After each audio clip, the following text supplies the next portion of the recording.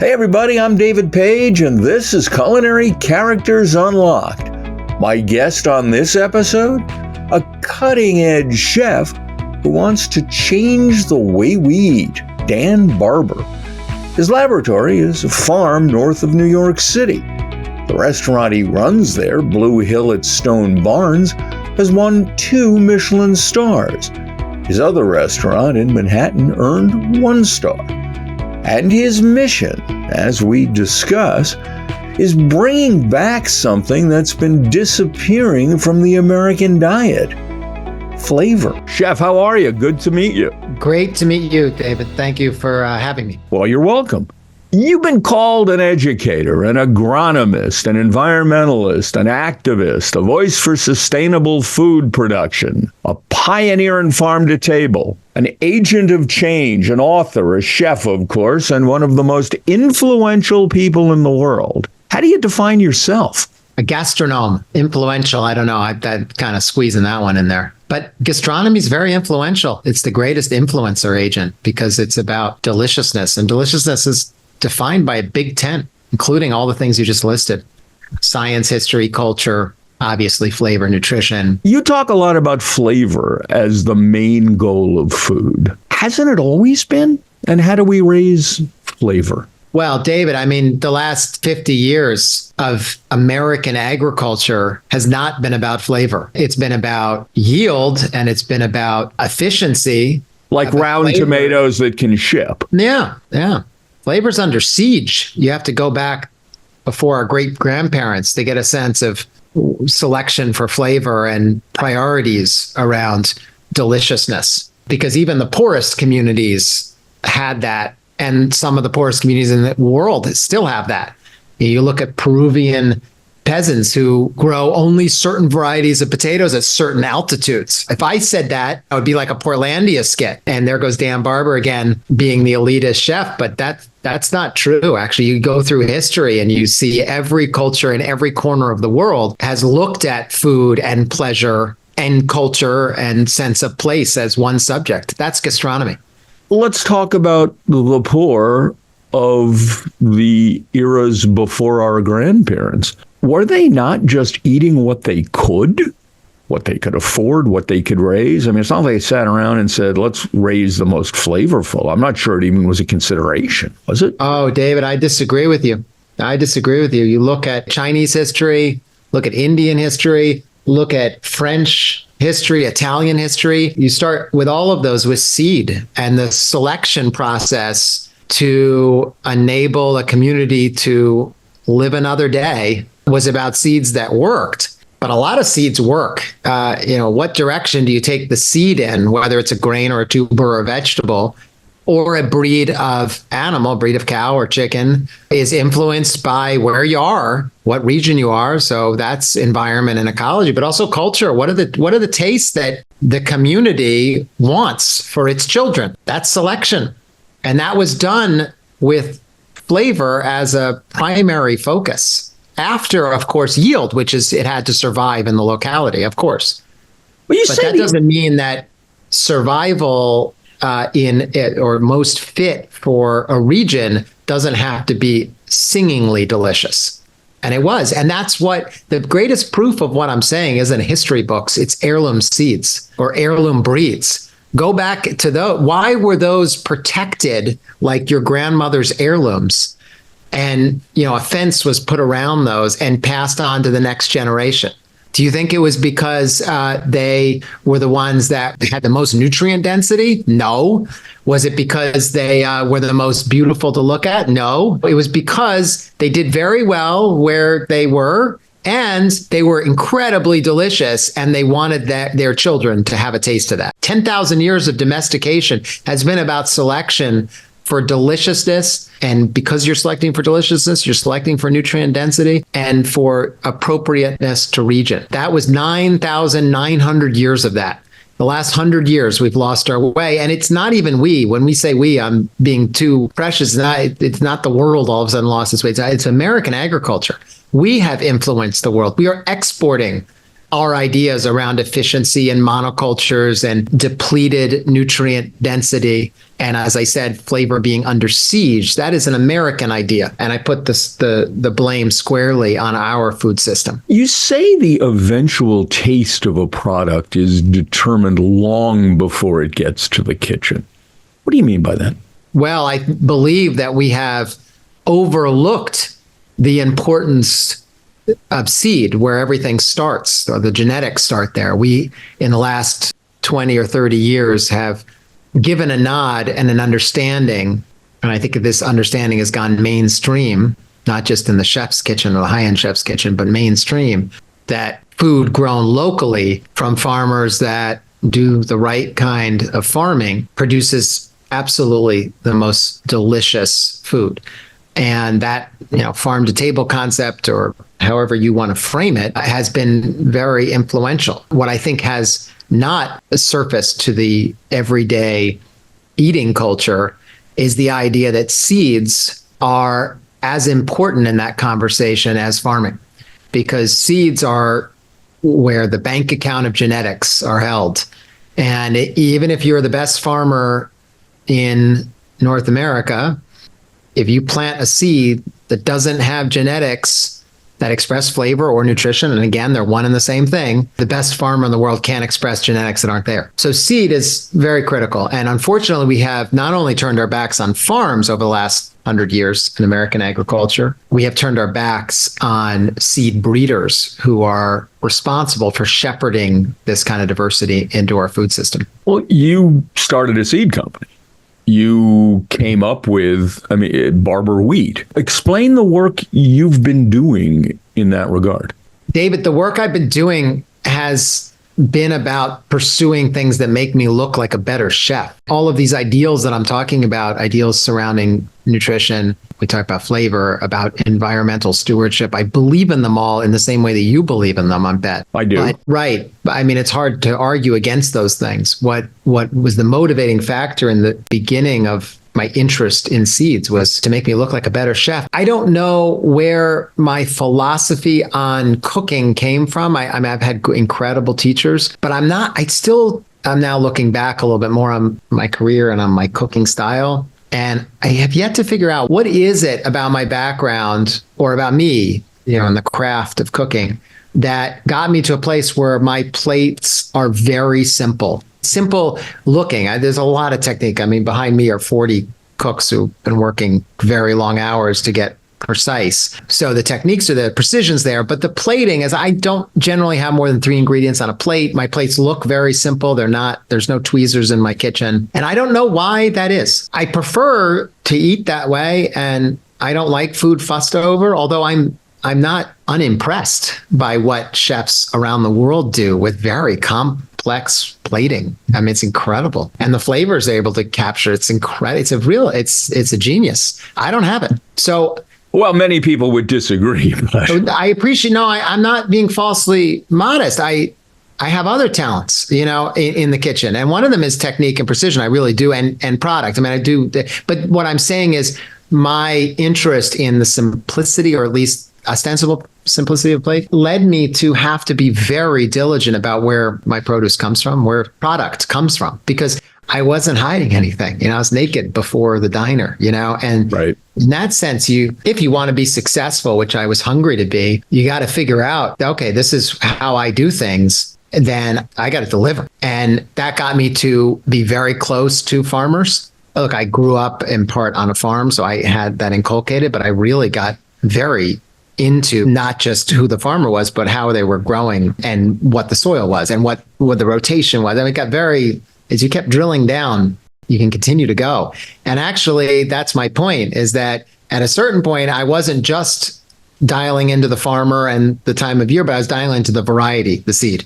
And that's when it gets really interesting, because you realize that if you don't start with seed, you run into, I think, huge challenges, even in the hands of the best farmers. Well, the supply of seeds to the average farmer. In some respects, most farmers have to buy seed from a large company. They're not allowed to reuse their own seed somehow. How does that work? So right now, David, the 4 companies control 65% of our seed supply. 4. So, I mean, let me say that to you another way. 4 companies control 65% of our food supply because seed is food supply. So there it is. Okay, Monsanto and who else? Well, actually, Monsanto was just bought, so they're out of it. Well, they're not out of it; they're part of Bayer. So, right. Chem China is a big Archer Midland Daniels is a big one, and so you have these players that actually aren't seed companies. They are chemical companies. Is what they are. They call themselves agrochemical, but they're chemical. But how do they tie me up as a farmer into having to buy more seed from them? Why can't I just use the seed from the plant I grew? Let me explain one biological fact about seeds. Over the last 100 years, we have created a food system that relies on what's called hybrid seeds. Hybrid seed is a seed with 2 parent lines that get married, or you yenta them together, and you create an offspring.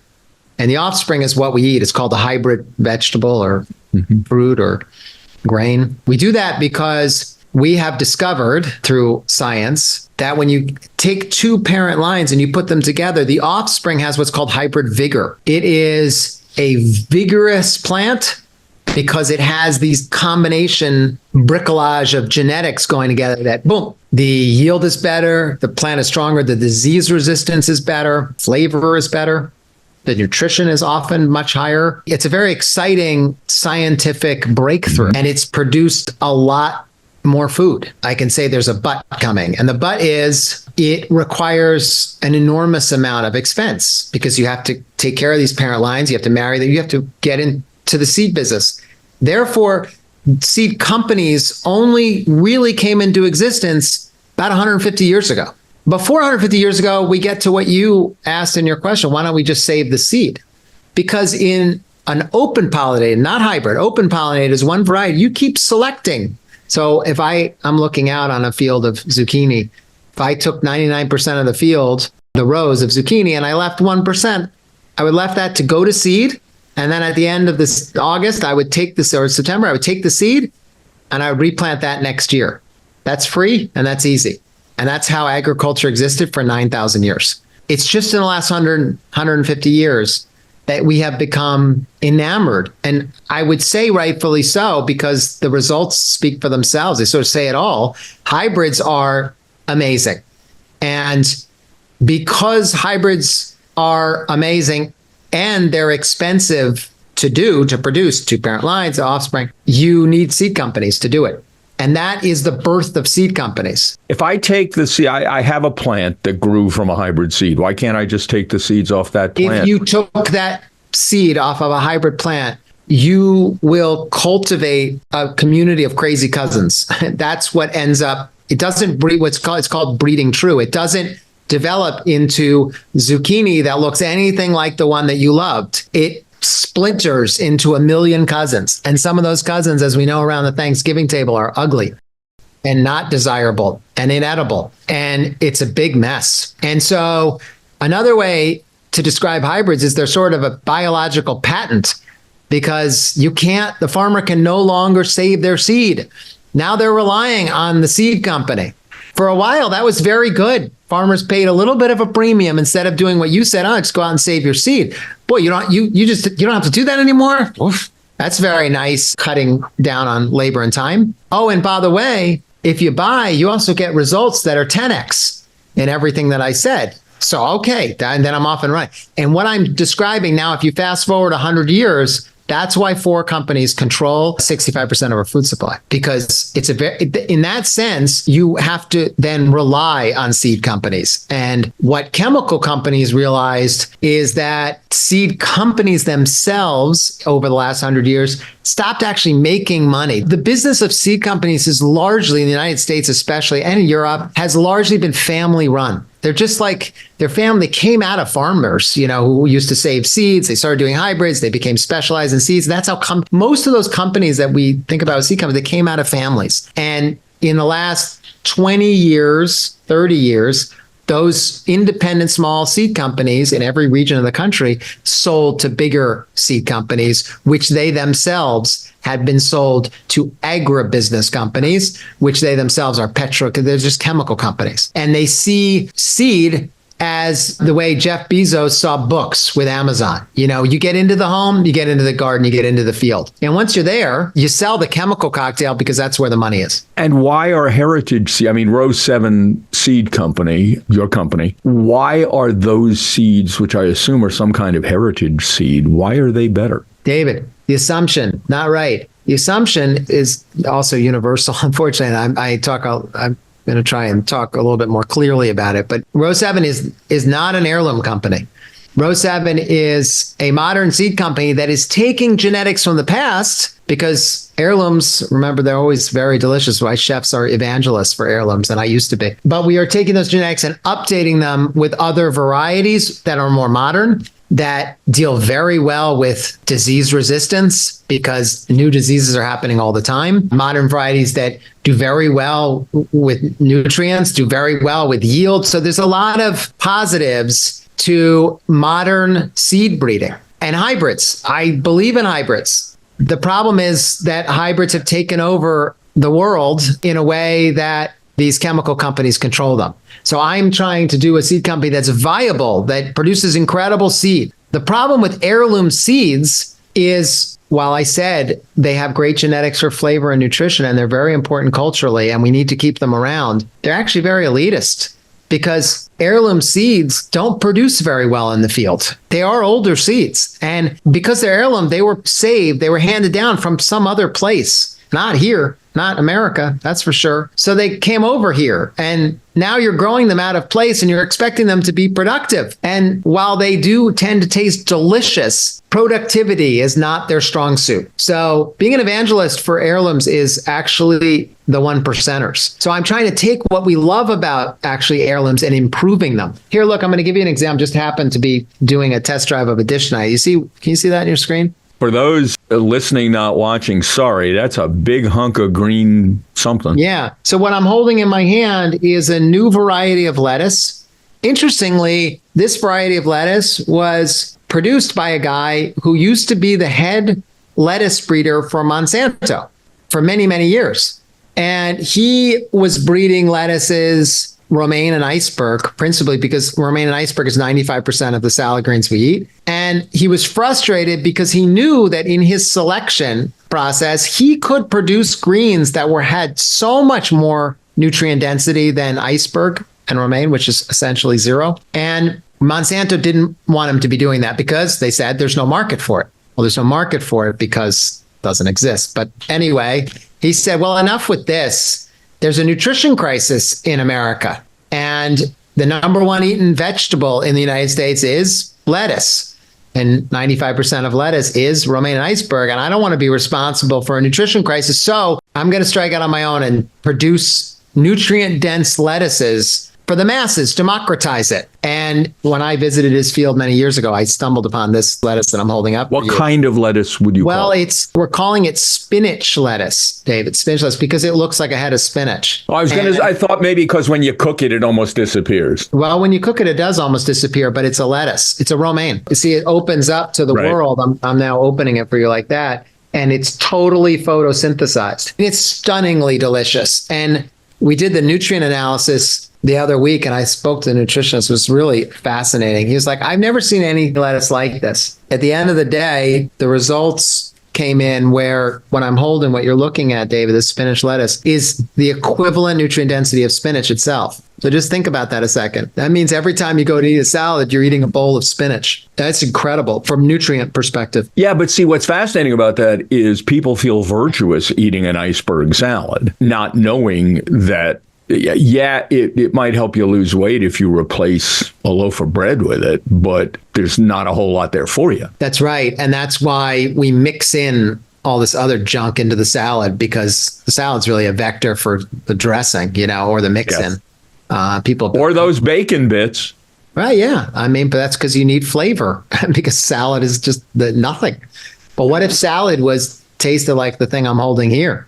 You don't need any. I'll be right there. That's why I started the company. You Actually, that's a good tagline for row 7. I'll be right there. It's good. Right there for dinner. Love it. You encapsulated your thoughts about how we should eat in a pretty seminal book called The Third Plate. What's the third plate, and what are the other two? The first plate is the plate that our parents grew up on, the steak dinner, the protein-centric plate of food, which also included a smattering of vegetables and, maybe a grain on the side or a potato on the side. The second plate is, over the last 20 years, our recognition that that plate of food is not very healthy for us. It's not very sustainable. And the second plate would be taking those ingredients, but having them be grown locally and organically, because organic has exploded, as you know. So your steak would be grass-fed, let's say, and your vegetables would be local and organic. And that potato might be replaced with whole grains, let's say. That's the meal that we call farm to table. And I wrote a book about the second plate first to talk about what is the recipe for farm to table, what is good farm to table cooking and agriculture. And what I came away with in my research was that's not very sustainable. It's a better way to eat than the first plate, but the second plate gets you in a lot of trouble because you're still trying to have the limited carrying capacity of our fragile ecosystems produce a protein-centered plate of food 7 days a week for lunch and dinner. And that's not going to work. So the third plate is to turn our idea of, or expectation of dinner on its head and center vegetables in the center of the plate. And that's a radical idea, but I'll say it's a radical idea for the American understanding of what's for dinner. Around the world, it is actually how everyone's been eating for 10,000 years.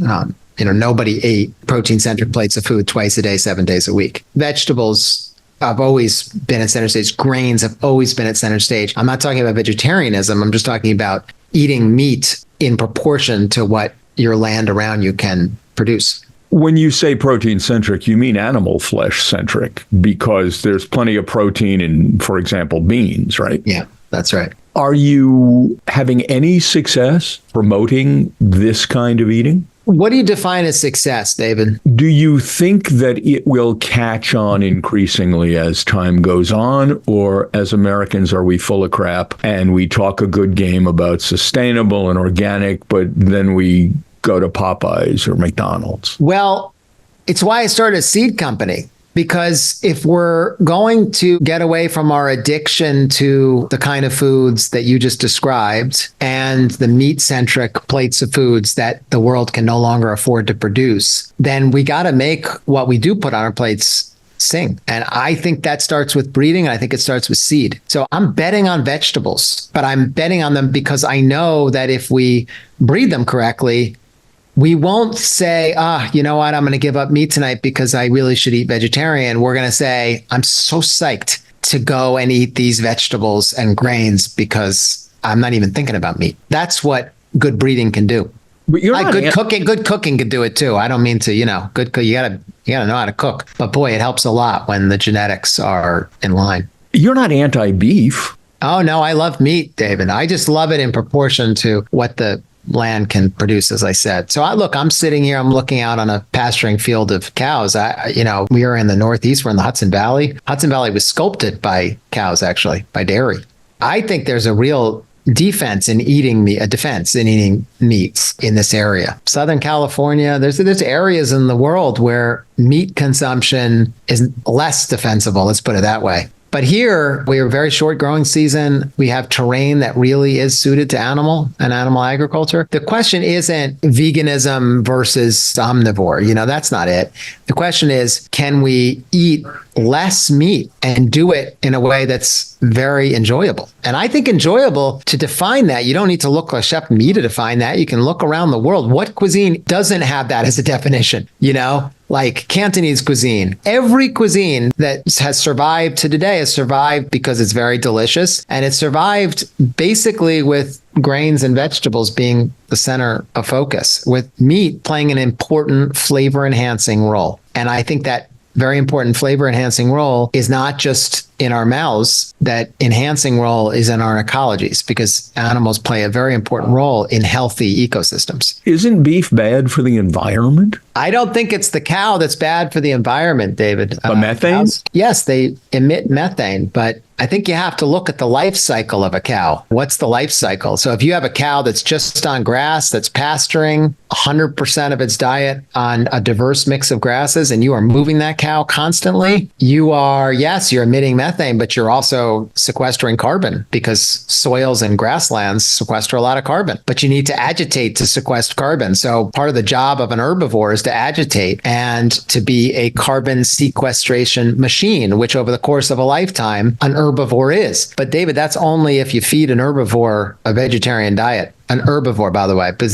that's what herbivores do. What we do is take the herbivore off the land, off the grass, off the rotations, off the biodiversity of our regional grasslands, wherever that may be, and we feed them a corn and soybean diet. And then we say, oh boy, cows are the problem. Cows emit methane. That's we can't eat cows. We can't eat beef. Well, I mean, yeah, okay. If what you're saying is we have to stick 1 million cows in a CAFO in a confinement feeding operation with 190 million acres of corn and soybeans in some of the best farmland in the world devoted to that, to do that, how do you respond to that? The saddest part of it, I've said a lot of sad things in that one run-on sentence. The saddest is it doesn't taste very good. That's the issue. That you taste beef that's on grass and you don't go back. So I think what we need to do is put our energies and our money towards grass-based agriculture. How do you feel about fake meat? Doesn't make me hungry. Will it make me eat more real meat? Yeah, I think that might be the reaction. Yeah. Okay. I don't know. This guy's, 3 years ago, it seemed like they were taking over the world. I don't know. Maybe it's because I'm gotten older. I'm like, it's not kind of skeptical of that. I didn't buy into that. Did you? I didn't. No, but I have a pretty extreme view, which is if you want to be vegan, I hope you love vegetables, but don't then try to fake what you've decided for some ethical reason you can't eat. Yeah, it doesn't last. It'll last about as long as this conversation, Dave. There's an issue keeping fish on the menu these days. What is it? We've overfished. I mean, in a word, I think that's it. And our oceans are warming and the ecosystems to support fisheries around the world are collapsing. And so we have our work cut out for us in terms of how we enjoy this incredible protein from our oceans. And the solution so far is not been very encouraging when you look at fish farming, which is supposedly was the future of how to solve that problem in the same way that the Impossible Burger was how to solve our meat addiction. But there's so many problems with fish farms and how they pollute. And so I think the answer, as the answer is in everything, is to eat a diet that is in direct proportion to what, in this case, the ocean can provide. And it should be, in that sense, there's plenty of fish in the sea. But the way we do it, it's not going to work. And I think we know that. So what's encouraging to me, because there's a lot of bad news, it's sort of whack-a-mole with bad news. But what's encouraging to me is that when laws are instituted about catches, how much you can take from a certain region at a certain time of year, it's very effective.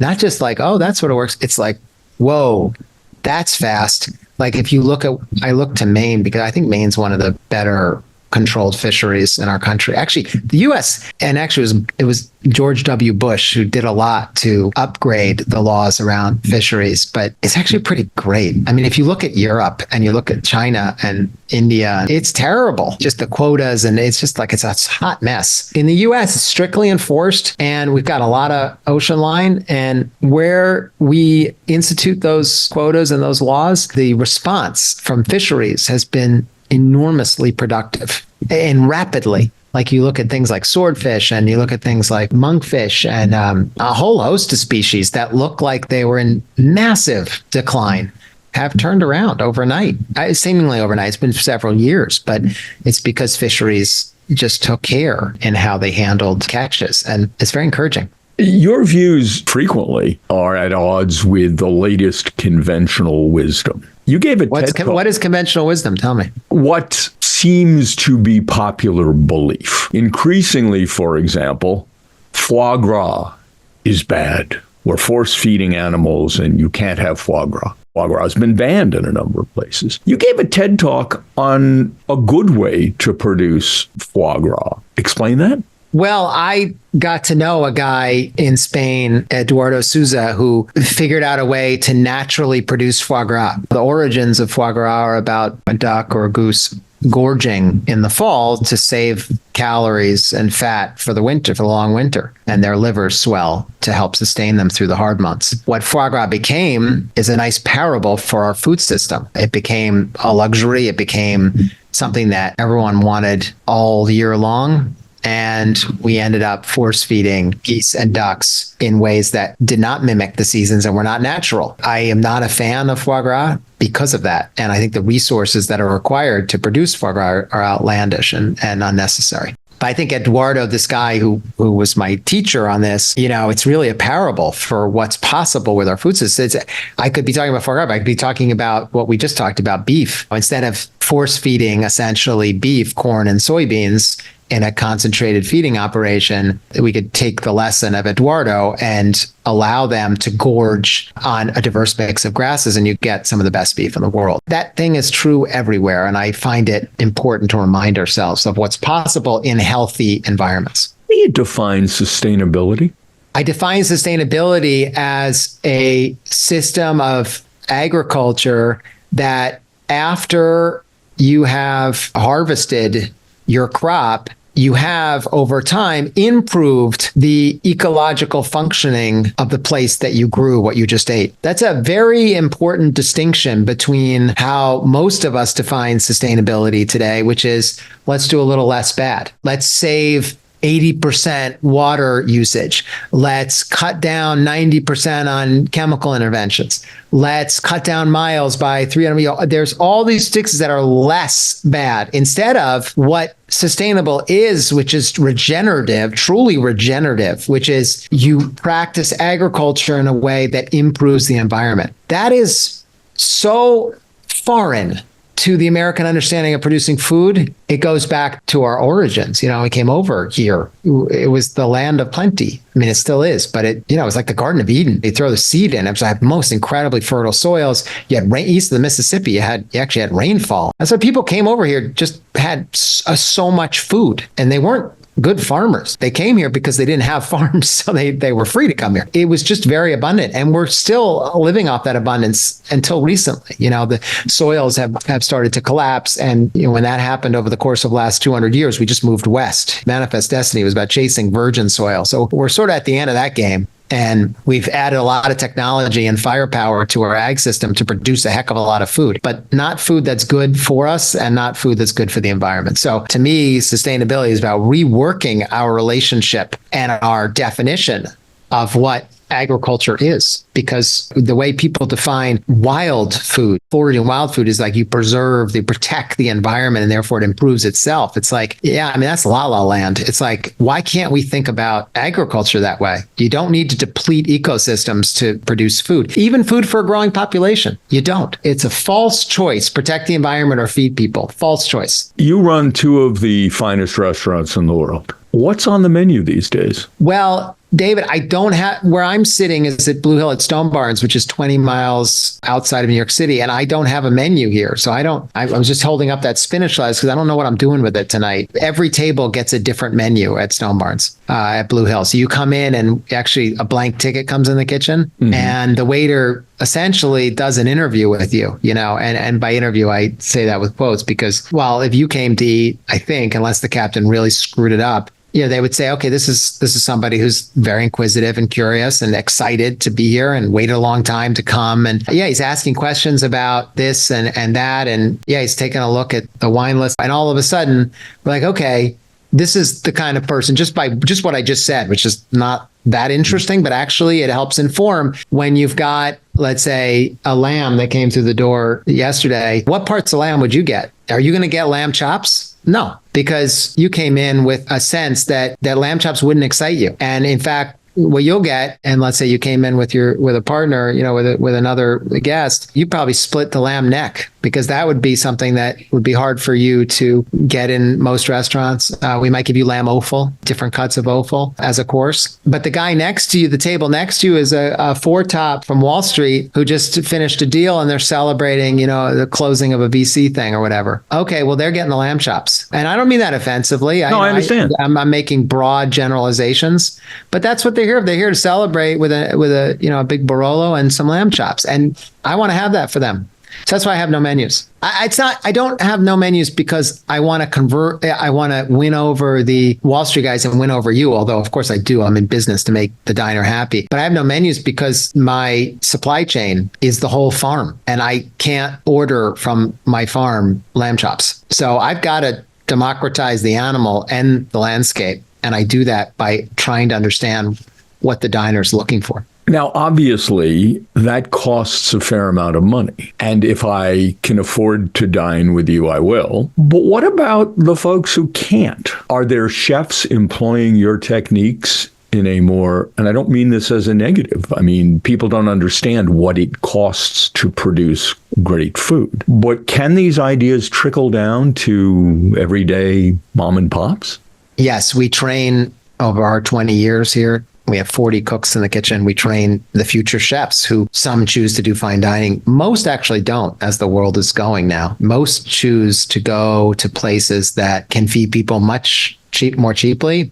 And there are techniques and procedures that we do here that they obviously cannot do, but there's a lot they can do, including sourcing. You can still source a grass-based lamb or beef cow. You may not divide it up the way we do, but you may join, as many of my former chefs have done, form consortiums where you divide up the cow that way and you take the chops for the night and somebody else is taking it. There's many ways to do this, and there are ways to do it that are much, much more accessible. I'm a test kitchen for utilizing the whole farm, and I would say encouraging breeders to look for the kinds of things that chefs are interested in. And that's why I started a seed company. I started a seed company not for seeds to be in $500 a meal restaurants. I started a seed company to democratize the flavors that I have been lucky enough to work with, because what I have learned over 20 years, I've learned a lot, but among the greatest lessons, and it was a late inning revelation, is that the divide between feeding a lot of people and deliciousness is a false divide. And that if we breed for flavor and nutrition, we can also breed for very, very good efficiency and very good yields. But we just have to put the pressure on the scientists who are doing that work. And that is not something the industry has done. But that's why I wanted a seat at the table. I wanted chefs to have a seat at the table. I wanted people who care about good food to have a seat at the table. And we haven't had a seat at the table. We just don't. That's why 4 companies control 65% of our seed supply. So we have our work cut out for us, but I believe that what comes out of this place that I'm sitting at can actually change the food culture. And if you change the food culture, I think you can change the food system. Well, your impact, I think, has been remarkable. Thank you. And you certainly don't need to hear this from me, but I'm so impressed by what you're doing and what you've done. And it's a delight to chat with you. I very much Thank you. I really enjoy you. It's very rare that I talk with someone who's done so much homework. So thank you for the opportunity. You're very welcome. I hope you'll come. Where are you calling from? Where are you? I'm in South Jersey, so it ain't out of the question. And my daughter lives in Manhattan. So well, let's have you in. I'd love to have you. And I would love to be had. Let's do it. I'll be in touch with you. Thanks again for your patience and getting me on. I appreciate it. No problem. Chef, thank you so much. David. Thank you. Talk to you soon. Cheers. Dan Barber. One writer called him America's philosopher chef. And yes, I'm looking forward to that lamb neck. I'll see you next time on Culinary Characters Unlocked, wherever you get your podcasts.